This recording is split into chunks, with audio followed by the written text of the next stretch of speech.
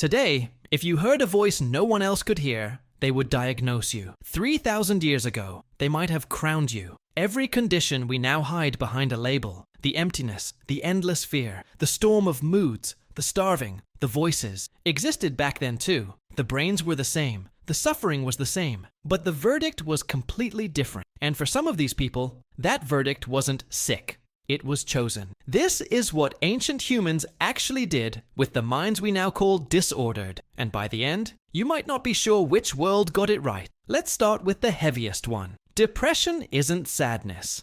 It's the brain losing its ability to make the chemicals that let you feel joy at all. An emptiness that stays even when your life looks fine from the outside. The ancient Greeks knew this emptiness intimately. They even had a name for it, melancholia. It literally means black bile. They believed a dark fluid had flooded the body and drowned the light out of the mind. They were completely wrong about the cause. But watch what they did about it, because this is where it gets strained. They didn't tell the person to think positive. They didn't tell them to pray it away. They prescribed sunlight, long walks in the open air. Music played over them for hours, baths in warm water. And above all, they pulled the person back into the tribe, back to shared work, shared meals, shared touch. Without knowing a single thing about serotonin, the ancient world reached for almost exactly the things modern science now proves lift a sinking mind. They built entire healing temples for it, where the suffering would sleep, listen to music, and walk among quiet gardens for days. They didn't argue with the empty brain. They surrounded it. But what about the mind that wasn't empty, the one that was screaming?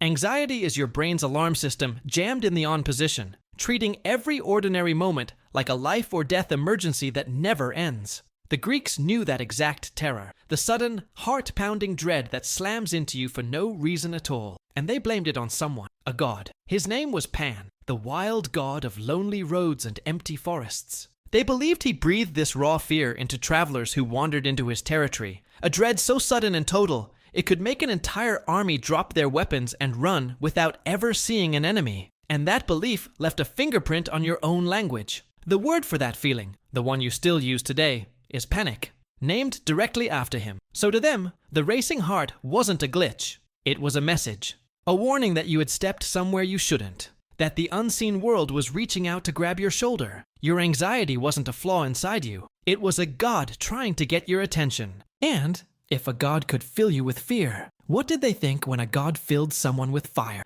Bipolar disorder swings the brain between two violent extremes, a crash down into total emptiness and a soaring high called mania, unstoppable energy, racing thoughts, and a dangerous electric confidence. That word, mania, is ancient Greek. But here is what almost nobody knows.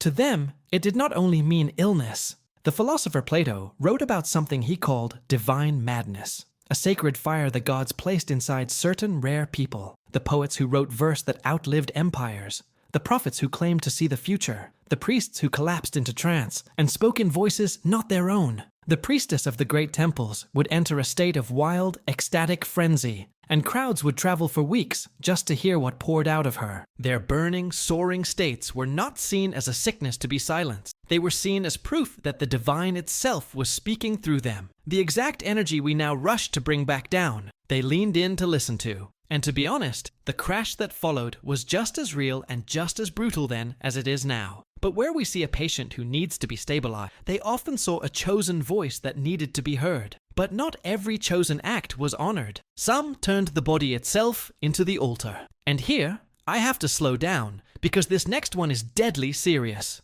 An eating disorder twists a person's entire relationship with food into a desperate, dangerous attempt at control. And it can quietly destroy the body that carries it. In the ancient and sacred world, going without food meant something almost unrecognizable to us. It was rarely about the body at all. It was about the spirit. Fasting was treated as a doorway. People would go without food before entering a temple, before seeking a vision, before trying to speak to the gods. Hunger was believed to thin the veil between the human and the divine. Denying the body was framed as devotion, a way of reaching towards something far bigger than yourself. But the comparison exposes something uncomfortable. That sacred hunger pointed outward, toward the heavens. The modern disorder points inward. It turns that same control against the person living inside the body, fed by mirrors and images and impossible standards the ancient world never had. They went without to touch something beyond themselves. Far too many people today are suffering to escape themselves. And that is not a tradition.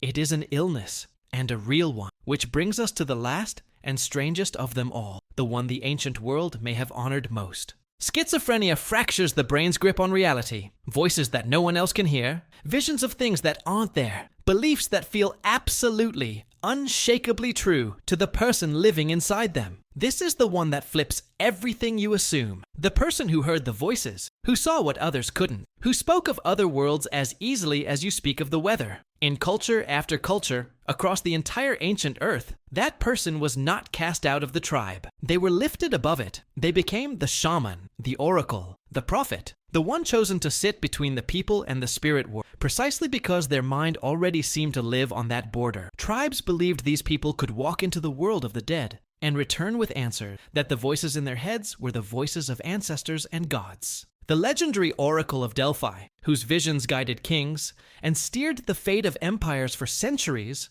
was built on exactly the kind of experience we now file away as a symptom. This did not make their suffering any less real. The terror of a fractured mind is the same in every age. But where our world hears a patient, their world heard a messenger. The very same voice that gets one human locked away earned another a seat beside the gods. If your view of the human mind just cracked open a little, subscribe, because that is what this whole channel is about. The things you were taught to see one single way, that were always so much more than that. The next video goes even deeper into the ancient mind.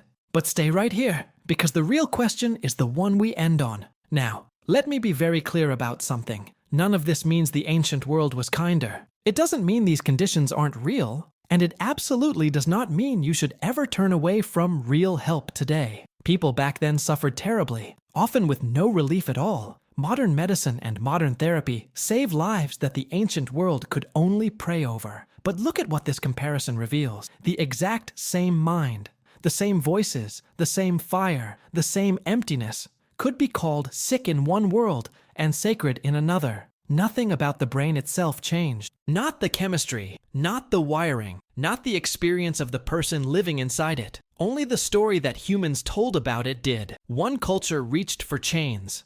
Another reached for a crown. Same person, same mind. So the ancient humans leave us standing in front of an unsettling question. When we look at a mind that works differently, and we call it a disorder, are we finally seeing the truth? Or are we just telling the story our world happens to believe, in exactly the same way they told theirs? So that's what I want to know from you, down in the comments. Were the ancient humans foolish for calling these people chosen? Or did we lose something real and human when we decided they were simply broken? Tell me below. I read every single one. And take a moment with this thought before you go. The line between sick and sacred has never been drawn by the mind itself. It has only ever been drawn by the people looking at it.